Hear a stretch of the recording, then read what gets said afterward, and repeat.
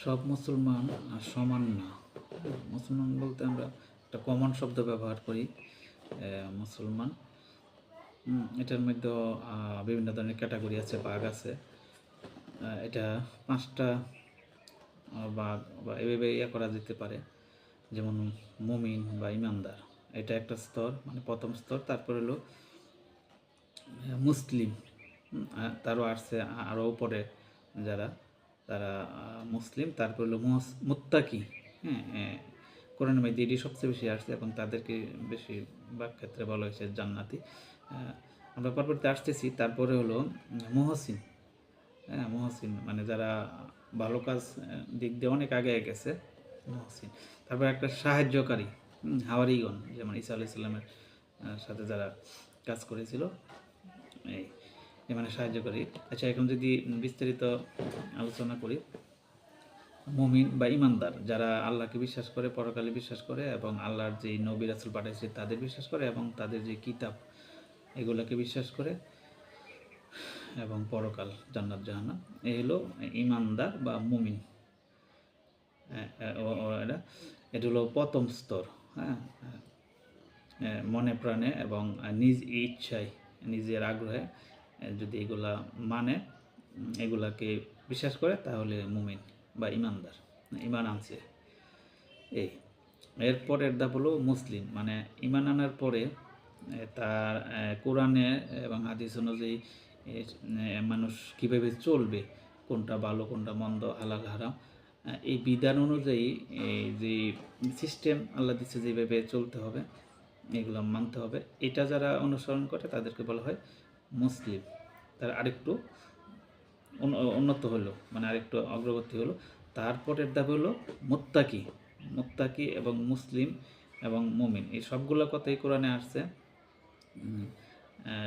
এই মুত্তাকি শব্দটা বেশিরভাগ ক্ষেত্রে এইভাবে আসছে যে মুত্তাকি জান্নাতে যাবে, ওগুলো সবাই জান্নাতে যাবে ওখানে যারা আছে। কিন্তু ওই যে স্তর যেটা, মুত্তাকিদের বৈশিষ্ট্য কি? মুত্তাকি হলো তারা সবসময় ভয়ে, আল্লাহর ভীতি, তাকওয়া, মানে সবসময় যা করে সেটাকে মনে করে আল্লাহ দেখতেছে, মানে ভয়ের, আল্লাহর ভয়ে তারা কোনো খারাপ কাজ করে না। হ্যাঁ, সবসময় ভয়ে থাকে, যে মনে করে যে এখানে সবসময় আল্লাহর ভয়ে, মানে তাকওয়া। হ্যাঁ, আল্লাহর ভয় তাদের মধ্যে সবচেয়ে বেশি। হ্যাঁ, আল্লাহর ভয় যাদের মধ্যে বেশি থাকে বা ভয় যাদের থাকে, তারা কোনো খারাপ কাজ করতে পারে না এবং তারা হলো মুত্তাকি। হ্যাঁ, আল্লাহর ভয় তাদের মধ্যে সবচেয়ে বেশি থাকে। এই হলো মুত্তাকি। তারপরে একটা আছে মুহসিন। মুহসিন হলো মানুষ পৃথিবীতে আসছে, সে একটা জীবন পরিচালনা করে আল্লাহর বিধান অনুযায়ী। এই পরিচালনা করতে গিয়ে পাশাপাশি ইবাদত, একটা আছে জীবন প্রণালী, এটাও ইবাদতের একটা অংশ, এটা তো করতেই হবে। পাশাপাশি এই জীবন প্রণালী থেকে বাহিরে গিয়ে মানুষ বিভিন্ন ধরনের সৎকর্ম করে, হ্যাঁ, ভালো কাজ, মানুষের উপকার করে, পৃথিবীর উপকার করে, মানে পৃথিবীর জীবজন্তুর উপকার করে। পাশাপাশি আল্লাহর ইবাদত, নামাজ, রোজা, জাকাত, হজ, এই জাতীয় ইবাদতগুলা ওরা অনেক বেশি বেশি করে, মানে তারা অগ্রগামী, মানে ইবাদতের দিক দিয়ে তারা অনেক আগায় গেছে, অনেক উপরে। এই অগ্রবর্তী লোকদেরকে বলা হয় মুহসিন। তারপরে হলো সাহায্যকারী।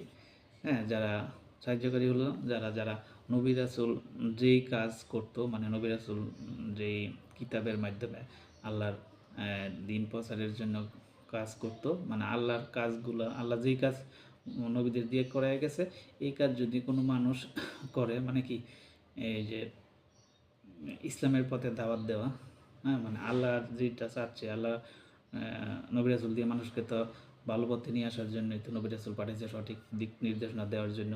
এই কাজটা যদি কেউ করে, এটা যেমন এখন মুসলমানরা করতেছে, এই কাজটা যারা করে, হ্যাঁ, তাদেরকে বলা হয় সাহায্যকারী।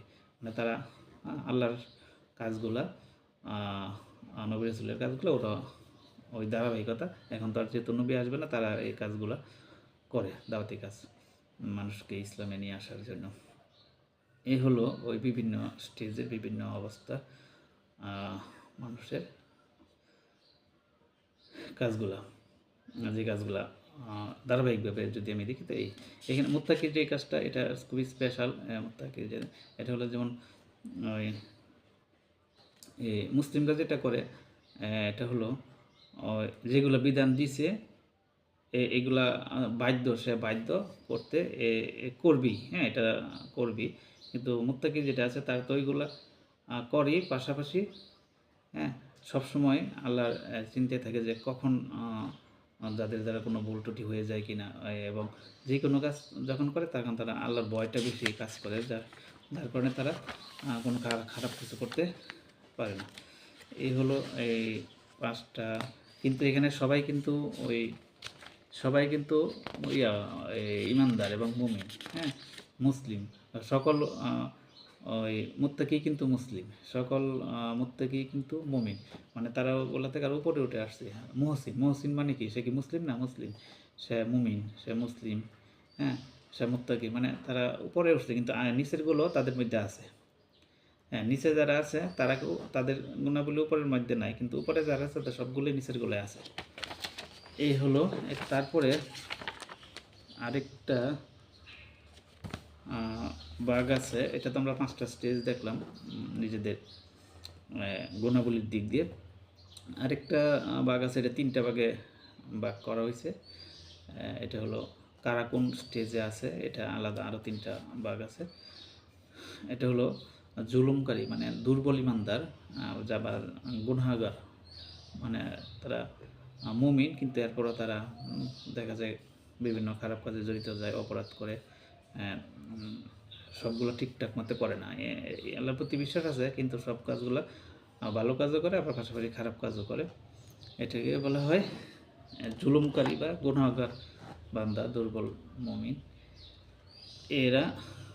এদের সংখ্যা হইল এই বিশ্বজগতে সবচেয়ে বেশি, এদের সংখ্যাই সবচেয়ে বেশি, হ্যাঁ, এদের সংখ্যা সবচেয়ে বেশি। এই ধরনের মানুষগুলো আমরা দেখি সবচেয়ে বেশি। তারপরে মাঝামাঝি একটা অবস্থা আছে, তারা আল্লাহ হুকুম পালন করে, আল্লাহ যা বলতে তাই করে, এরপরও কিছু কিছু কাজ তারা অন্যায় করে বসে, হ্যাঁ, এরপরও তারা কিছু অন্যায় করে না, আল্লাহর হুকুম পালন করে, সবই করে, কিন্তু এরপরও কিছু অপরাধ হয়। তাহলে প্রথম যারা ছিল তারা আল্লাহর কাজ, ইমান আছে কিন্তু আল্লাহর কাজ ইবাদতগুলো সব করে না, এরপরও আবার কিছু অপরাধ করে। আর মাঝামাঝি যারা আছে তারা আল্লাহর কিছু বিষয়গুলো পালন করে, আল্লাহর ইবাদত করে, কিন্তু এরপরও তাদের দ্বারা কিছু ভুল হয়ে যায়, হ্যাঁ, কিছু জিনিস তারা ভুল করে, হ্যাঁ, সঠিকভাবে করে না। মানে হলো প্রথম যে স্টেজটা আছে তাদের একটু ভালো, তাদের চেয়ে ভালো, কিন্তু এরপরে তাদের ভুল হতে পারে, মানে হতে পারে। তারপর হলো অগ্রগামী, আর এই যে মাঝামাঝি অবস্থা তাদের অসংখ্য মাঝামাঝি। আরেকটা স্টেজ আছে অগ্রবর্তী, তাদের সংখ্যা হলো সবচেয়ে কম। অগ্রবর্তী যারা ভালো, সবচেয়ে ভালো, তারা জেনে শুনে কোনো গুনাহ করে না, এবং তারা আল্লাহর ইবাদত দিক দিয়ে তারা অনেক আগে গেছে। যে আমরা যেখানে বলতে যে মুত্তাকি, মুহসিন, সাহায্যকারী, হ্যাঁ, তারা হলো ওই লেভেলের, ওই লেভেলের, তাদের সংখ্যা খুবই কম। তাদের দ্বারা কোনো ভুল ত্রুটি হয় না, কিন্তু কোনো কারণে মানুষ হিসেবে হইতেই পারে, সেটার জন্য তারা লজ্জা পায় এবং ক্ষমা চায়, এবং একটা ভুল হইলেও ওইটার ধারাবাহিকতা থাকে না, তারা ওই পর্যন্তই ভুল ত্রুটি হয়ে যেতে পারে, ওই পর্যন্তই।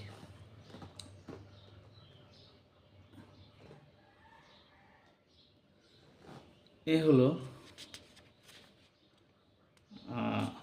মুসলমানদের আমরা যে বিভিন্ন স্তরে বা বিভিন্ন অবস্থায় কে কোথায় আছে, কোন স্তরে আছে, আমরা কিন্তু এখন বের করতে পারবো। এখন আমি বা সারা সবাই এখন আমরা নিজেরা দেখি যে আসলে আমাদের অবস্থাটা কোথায়। কিন্তু ওই যারা অপরাধ করছে বা যারা সেই অনুযায়ী কিন্তু তার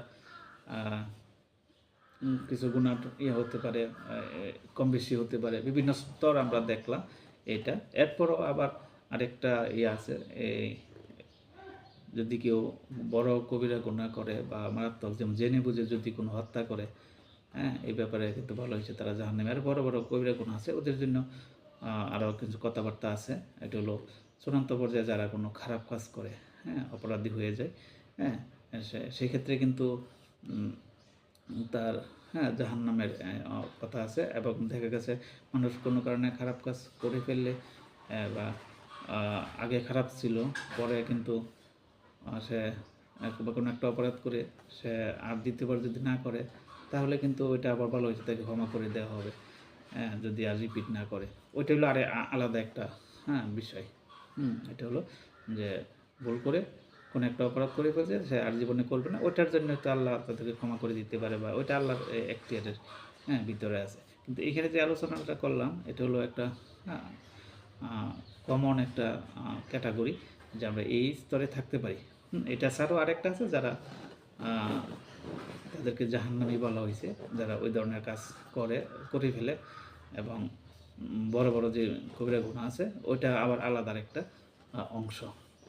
এটা ওই যে জেনে বুঝে যদি কাউকে হত্যা করে, এবং পিতা মাতার সাথে হ্যাঁ খারাপ কিছু করা, এই ধরনের বড় কিছু আছে, জেনা, বড় ধরনের কিছু ব্যাপার স্যাপার থাকে, ওগুলো যদি করে এবং যদি সে এটা ধারাবাহিকতা বজায় থাকে, এবং যদি আল্লাহর কাছে ক্ষমা না চায়, সেটা আবার আলাদা একটা ব্যাপার আছে। মানে ঈমান আনার পরেও যদি সে বড় ধরনের অপরাধ করে এবং এটা যদি ক্ষমা না চায়, আল্লাহ যদি মাফ না করে, ওইটা আবার আলাদা ব্যাপার। মোটামুটি এই হলো কয়েকটা বিষয়।